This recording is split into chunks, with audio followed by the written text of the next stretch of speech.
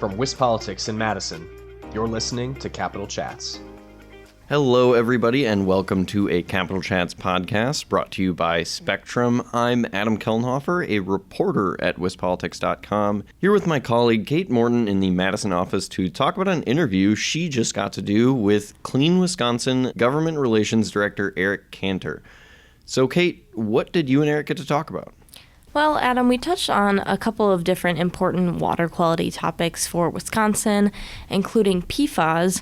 There is some legislation circulating at the moment. It's a Republican bill that would do a number of things to combat PFAS, including creating a grant program. We also touched on a recent U.S. Supreme Court decision and talked about how that might affect Wisconsin's wetlands and their water quality. All right, well, let's just get right into it. Well, thanks for joining me, Erik. I think we can go ahead and get started. First off, I just want to talk about a little bit about the recent Supreme Court decision, Sackett versus EPA. This is something that some environmental groups have raised concerns about as it relates to wetlands. So I was thinking maybe you could talk a little bit about how this will affect Wisconsin and what the impact of that ruling will be. Sure. I think it's probably first important just to explain, why wetlands are so essential. They do so many good things. They filter out pollutants. They clean water. Most importantly, for a lot of folks, is they are incredibly important in mitigating sort of the worst effects of flooding. So it's important to really conserve wetlands to the best of our ability. Without wetlands, in this case, was sort of about wetlands connecting to surface waters, but without protecting wetlands, we can't really protect surface waters at the same time. So one of our attorneys here at Clean Wisconsin had gone through the opinion, and he was actually talking to some media himself recently about this. But really, what the court did is bizarre as we see it. So Congress, through the Clean Water Act, tells EPA to protect adjacent wetlands. And for a long time, what the intent of that was, and what the understanding of that was that those are wetlands near or neighboring surface waters, neighboring, lakes, rivers, streams. And what the court decided was basically that adjacent means a continuous water connection. That's not a phrase that appears anywhere in the Clean Water Act.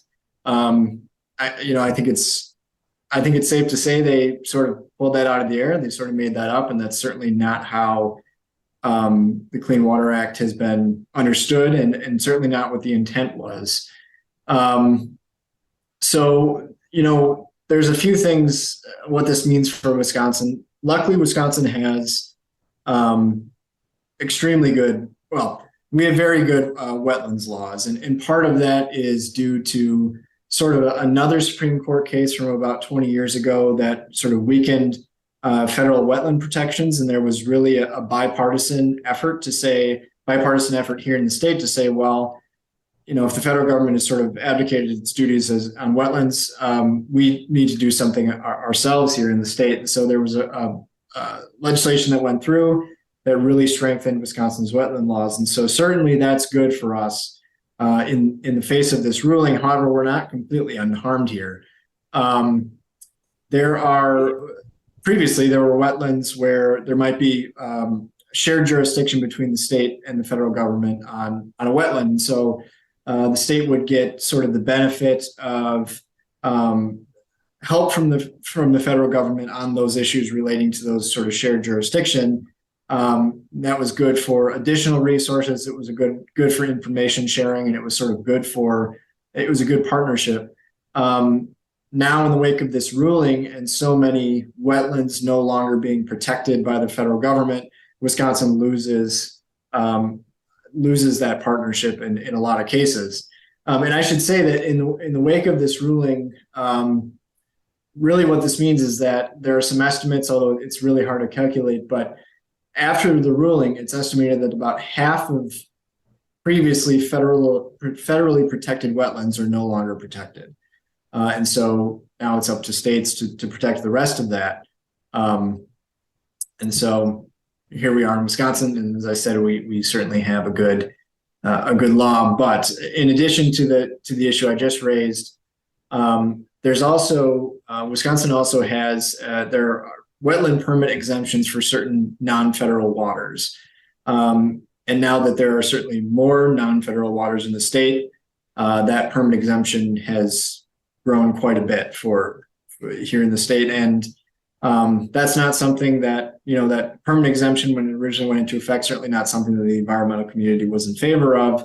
But with the state having such good wetland laws and federal protections, I think it was relatively limited, and now it's certainly not to the same extent, because there are far fewer federally protected wetlands here in the state. And finally, I think, to some extent, most obviously, but maybe not, I mean, water doesn't respect borders. It's not like a flooding issue in a neighboring state is going to get to the border and say, well, never mind, we'll stay here. And it's easy to think of that in the recent flooding along the Mississippi River. If we have good wetlands laws here in Wisconsin, but say Minnesota doesn't, pollutants that are coming out of less protected wetlands, perhaps in Minnesota, for instance, and I don't exactly know their laws, so can't explain exactly what this would entail, but certainly flooding events in Minnesota when the Mississippi River floods, that's all going to come into the river, into Wisconsin. And so there, just because we have good laws doesn't mean we're protected by the movement of water coming from other states, perhaps that don't have the same level of protection. So it is quite a big deal for Wisconsin, even though we, again, with that bipartisan effort almost 20 years ago. And I hope what we'll see is, on the one hand, certainly following this ruling, the political will not to sort of chip away at that law that was passed 20 years ago, because certainly over time it's been chipped away at a little bit. So I hope the political will to really maintain our current laws, but also the political will to do what bipartisan legislature did 20 years ago, which is pass any new laws that would bolster our wetlands laws even more. Sure. Yeah, I think it'll be interesting to see if anyone has any ideas of how to kind of consider the impact of the ruling with legislation. I also want to touch on the PFAS discussion in the budget. The Joint Finance Committee recently rejected a proposal by Governor Evers, and they have their own bill to kind of fund these efforts.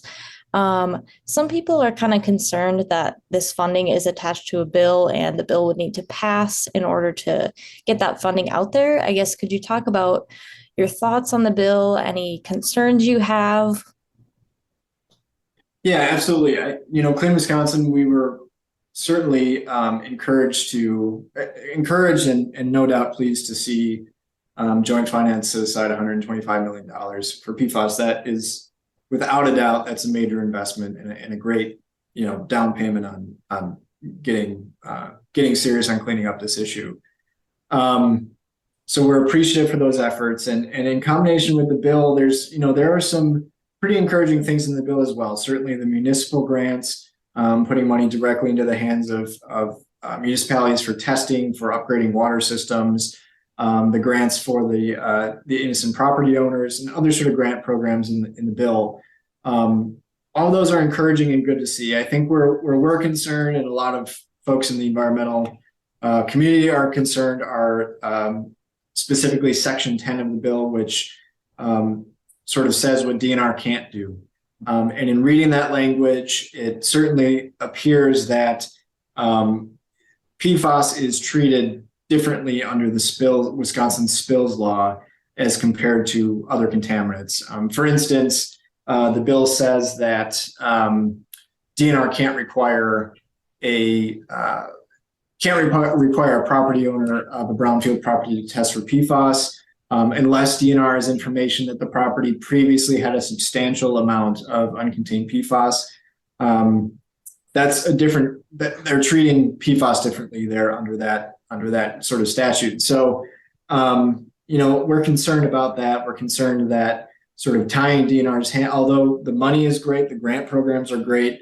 And while that certainly seems like a step forward, I think we have some concerns that, could inadvertently be taking 2 steps back by tying the DNR's hands on some of these issues. And so we're paying very close attention to the bill, testifying in the bill, and are hopeful we can see some amendments going forward that might sort of make some small language changes to perhaps appease some of the environmental community's fears. But we'll see how it goes. We're certainly, again, encouraged and grateful for the down payment, the $125 million. Encouraged that the legislature put this bill forth and is looking to really tackle the issue in a comprehensive way. And I think at the end of the day, like so many bills, it comes down to the minutia of the language and what does this mean and what are the author's intent and does the intent line up with what the words actually say on the page. And so I think it's just ensuring that we really can have the best bill possible. Yeah, and I also wanted to ask, do you think that other than these concerns, are you hopeful that the investment will be able to pass through both chambers of the legislature? Yeah, I think so.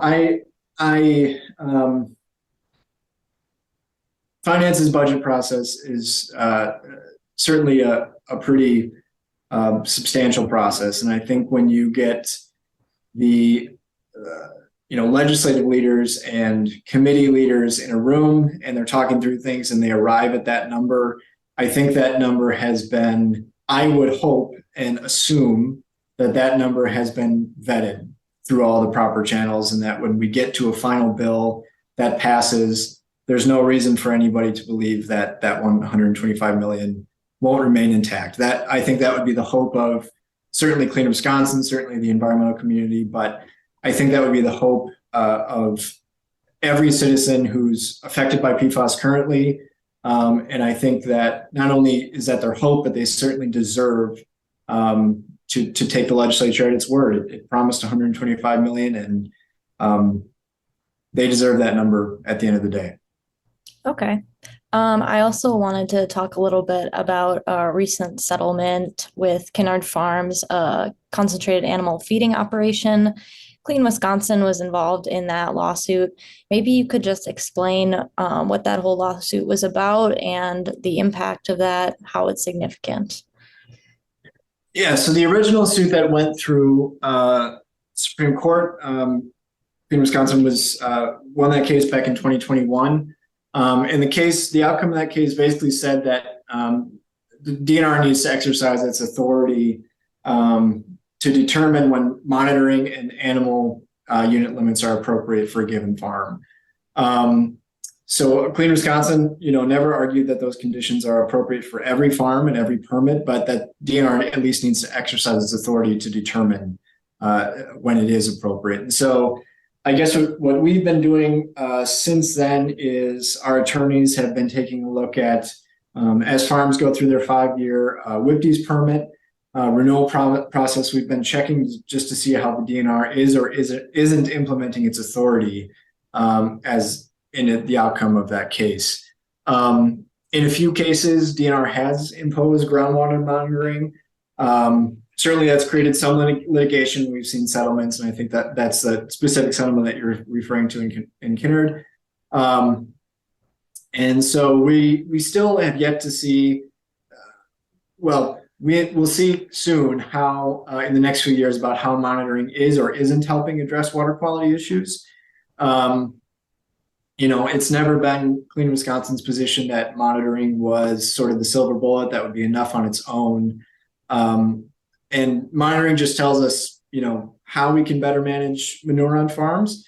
We still need, political will, whether that's through standalone legislation, whether that's through action in the budget, whether that's action like NR 151, for instance, the administrative rulemaking process. We still need sort of the political will there to put together all the puzzle pieces to really tackle this problem. But certainly in the wake of that Supreme Court case, we're just monitoring to see how DNR is exercising its authority.